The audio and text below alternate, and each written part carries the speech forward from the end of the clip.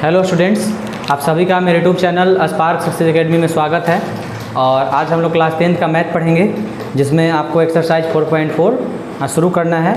इससे पहले इस चैप्टर 4 का एक्सरसाइज 4.3 तक ख़त्म है ना, हो चुका था। और आज हम लोग एक नया एक्सरसाइज 4.4 का शुरुआत करेंगे।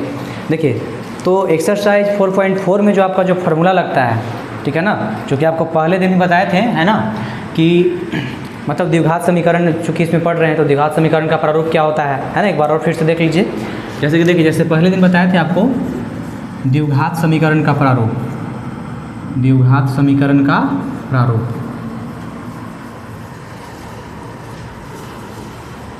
द्विघात समीकरण का प्रारूप, तो द्विघात समीकरण का प्रारूप क्या होता है ना, बताए थे आपको क्या, कि ax² plus bx plus c is equal to 0। द्विघात यानी घात अधिकतम घात 2 होना चाहिए। समीकरण का मतलब बीच में बराबर का चिन्ह, बराबर मतलब बीच में बराबर का चिन्ह होना चाहिए, ठीक है। तो फिर बताए थे आपको इसमें कि d बराबर क्या होता है, विवेचक होता है। क्या होता है?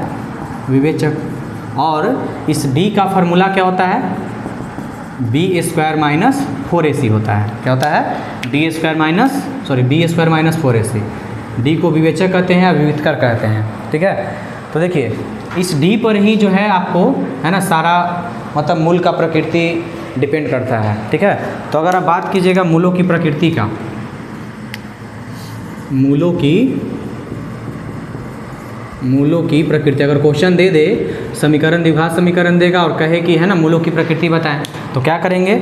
सबसे पहले आपको काम क्या करना है कि d का मान निकालना है। क्या करना है? d का मान निकालना है। और अगर देखिए, इसमें 3 शर्त है आपका। कितना शर्त है? 3 शर्त है।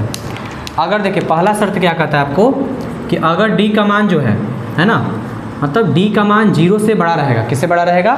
d का मान 0 से बड़ा यानी कि प्लस में रहे, ठीक है। तो क्या होगा, आपका जो मूल है, मूल जो आपका है ना, वास्तविक और असमान होगा। क्या हो जाएगा? वास्तविक और असमान होगा, ठीक है। दूसरा शर्त क्या है आपका, कि अगर d बराबर, है ना, मतलब लेस देन 0, d का मान 0 से छोटा यानी कि माइनस में आ जाए। तो d का मान अगर माइनस में आ जाएगा तो आपका क्या हो जाएगा, है ना, मूल वास्तविक और, है ना, समान होगा। मूल जो है वास्तविक और समान होगा, ठीक है। और तीसरा शर्त आपका क्या है, कि अगर d का मान, है ना, इसमें d बराबर 0 अगर रहेगा, d बराबर अगर आपका 0 आएगा तब मूल वास्तविक और समान होता है, ठीक है। और अगर d बराबर लेस देन 0 रहेगा तो आपका जो मूल है ना, वह वास्तविक नहीं होगा। मूल क्या होगा?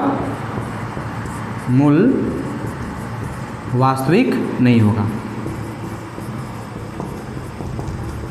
ध्यान रखिएगा, है ना, इस चैप्टर में एक्सरसाइज 4.4 इस मतलब लास्ट चैप्टर है इसका। तो द्विघात समीकरण का प्रारूप क्या होगा? ax² plus bx plus c बराबर 0। इसमें d को हम लोग विवेचक कहते हैं और d का फार्मूला क्या होता है? b² माइनस 4ac, ठीक है। इसी पे मूलों का प्रकृति डिपेंड करता है। तो अगर देखिए, 3 शर्त होता है। अगर शर्त क्या है, पहला शर्त क्या है आपका, कि d बराबर ग्रेटर देन 0 यानी कि d का मान 0 से ऊपर हो यानी कि प्लस में, तो मूल क्या हो जाएगा आपका? वास्तविक और असमान होगा। अगर d बराबर 0 आ जाए, d बराबर 0, तो मूल वास्तविक और समान हो जाएगा, है ना। 0 तो वास्तविक और समान। अगर d का मान 0 से छोटा आ जाए तो मूल वास्तविक नहीं होगा। यही आपको इस एक्सरसाइज में मतलब मुख्यतः बनाना है ना, कि मतलब मूलों की प्रकृति बताएं, ठीक है, उसका मूल बताएं, यही याद करना है, ठीक है। और एक आपको जानते ही हैं मूल का जो फार्मूला क्या था आपका, मूल का फार्मूला भी जानते होंगे आप लोग। मूल निकालने का क्या होता था? -b प्लस माइनस √d बटा में 2a, ठीक है। अगर मूल मान लीजिए वास्तविक और समान होगा तो मूल निकलेगा, ठीक है। तो मूल का फार्मूला भी याद रखिएगा, क्या होगा? मूल बराबर -b प्लस माइनस √d बटा में 2a, ठीक है। तो अब देखिएगा, इसके आगे अब चैप्टर शुरू करेंगे इसमें, है ना। देखिए, इसमें आपका जो एक्सरसाइज 4.4 का जो पहला क्वेश्चन है, क्या कह रहा है कि निम्न द्विघात समीकरणों के मूलों की प्रकृति बताएं। क्या बताना है आपको? द्विघात समीकरण दिया हुआ है, उसके मूलों का प्रकृति बताना है ना। और यदि अगर मूल का अस्तित्व हो तो उन्हें ज्ञात भी करना है, मूल भी बताना है, अगर अस्तित्व रहेगा तो। देखिए, तो पहला समीकरण क्या कर रहा है आपका, कि 2x² minus 3x plus 5 equal to 0। तो सबसे पहले ए बी और सी का मान निकालेंगे हम। तो ए का मान कितना हो जाएगा इसका 2, बी का मान जो हो जाएगा -3 और सी का मान कितना हो जाएगा 5।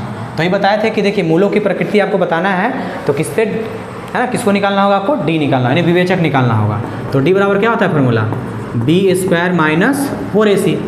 तो डी बराबर बी, तो बी का मान कितना है -3, तो -3 का होल स्क्वायर -4a, तो a का मान 2 और c का मान 5। तो डी बराबर क्या हो जाएगा, -3 का स्क्वायर करेंगे तो 9 प्लस 4 दूनी 8, 8 5 40।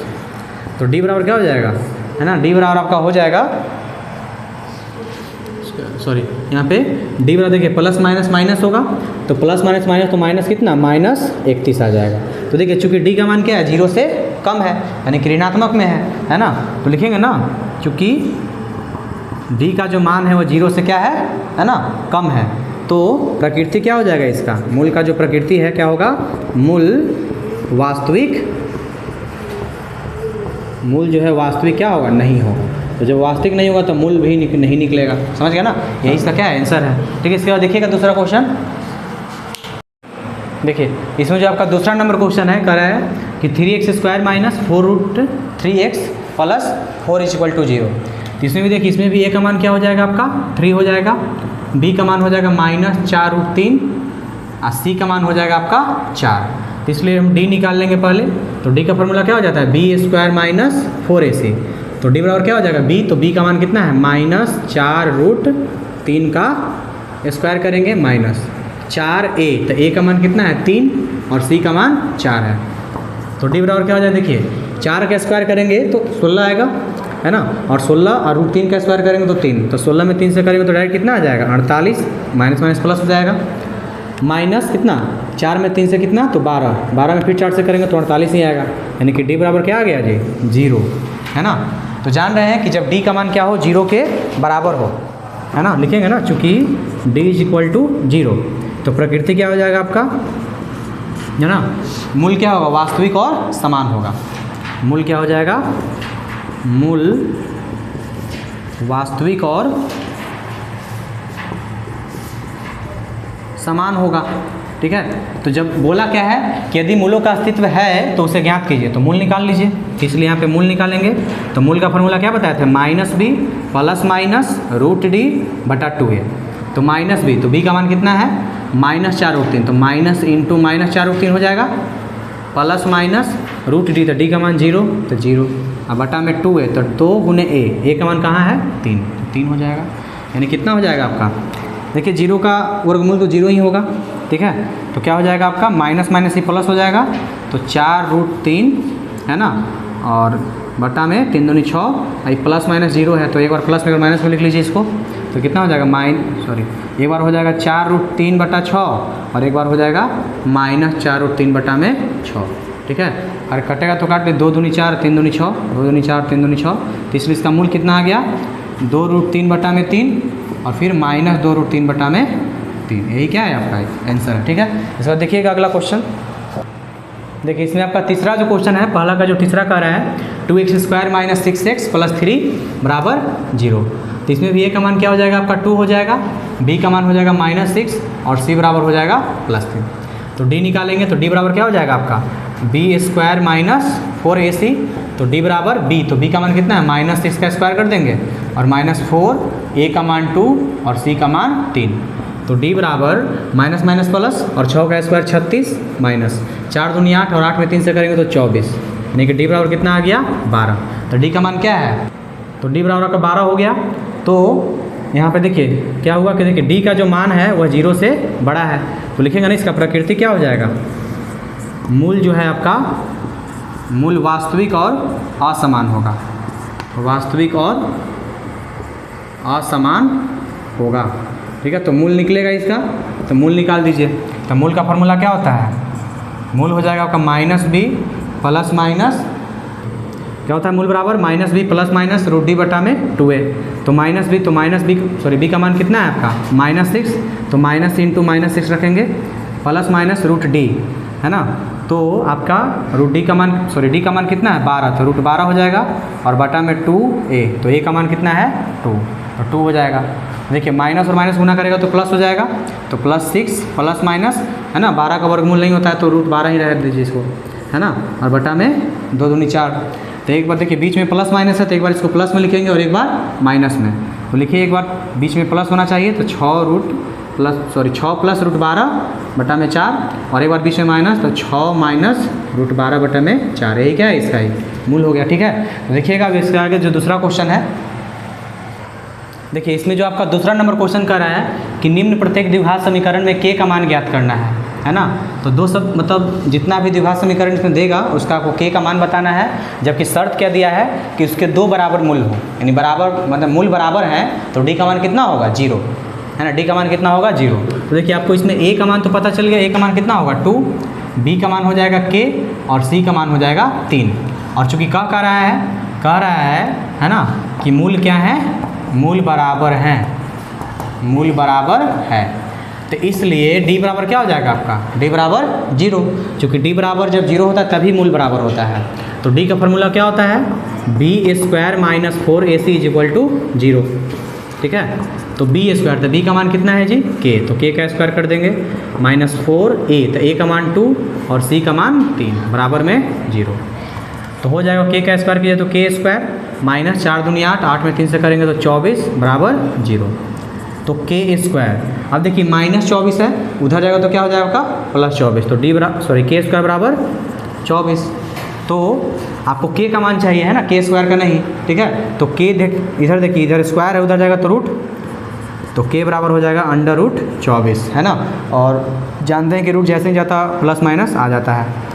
तो अगर हम 24 का खंड करें तो कितना आ जाएगा आपका 2 × 2 और 3, तो कितना हो जाएगा k बराबर प्लस माइनस इसका एक जोड़ा निकला तो कितना हो जाएगा 2, है ना, और √6। तो इसलिए k बराबर लिख सकते हैं ना, k बराबर क्या हो जाएगा, एक बार प्लस में 2√6, एक बार माइनस में 2√6, k का मान क्या है, यही है। ठीक है, अगला देखिएगा, अगला क्वेश्चन देखिए, इसमें जो आपका दूसरा क्वेश्चन है कह रहा है kx × x - 2 + 6 बराबर 0। तो पहले हम इसको हल करेंगे, है ना। तो देखिए kx गुना करेगा x में तो क्या हो जाएगा kx² और प्लस माइनस माइनस, ठीक है, और है ना 2kx से गुना करेगा तो कितना हो जाएगा 2kx प्लस में 6 बराबर में 0, है ना। देखिए तो अभी क्या हो गई आपका ये द्विघात समीकरण का रूप ले लिया। तो a बराबर क्या हो जाएगा आपका k हो जाएगा, b बराबर हो जाएगा -2k और c बराबर हो जाएगा 6। तो आपको कहा है क्या कि मूल बराबर है ना, चूँकि मूल क्या है, मूल बराबर है, तो इसलिए d का मान क्या हो जाएगा 0। और d का फॉर्मूला क्या होता है b² - 4ac = 0। तो b का मान कितना है, b का मान आपका है -2k, तो -2k का स्क्वायर करेंगे, -4, a का मान कितना है k और c का मान 6 बराबर में 0। तो देखिए माइनस का स्क्वायर करेंगे तो प्लस हो जाएगा, और 2 का स्क्वायर कितना 4 और k का स्क्वायर k² माइनस, है ना, 4k में 6 है, ठीक है, तो कितना हो जाएगा 24k = कितना हो जाएगा आपका 0 हो जाएगा। ठीक है, तो देखिएगा ये दोनों में कॉमन क्या है आपका, कॉमन है 4 भी कॉमन है और k भी कॉमन है, तो कॉमन ले लेंगे हम 4k, तो कितना हो जाएगा बचेगा k और यहाँ बचेगा -6 बराबर क्या हो जाएगा 0। तब देखिए यहाँ पे 4k जो उधर जाएगा तो इधर गुना में, उधर जाएगा तो भागा में, तो कितना हो जाएगा 0 बटा कुछ भी तो 0 ही होता है, तो k - 6 बराबर 0, तो k बराबर क्या हो जाएगा आपका 6, यानी k का मान कितना आ गया 6 आ गया। ठीक है, तो इस तरीके से आपका है ना 4.4 का दूसरा नंबर क्वेश्चन तक आपका हो गया है। और इसके आगे आपका जो तीसरा, चौथा, पाँचवा क्वेश्चन है वो आपको आगे अगले दिन अगले वीडियो में बताया जाएगा।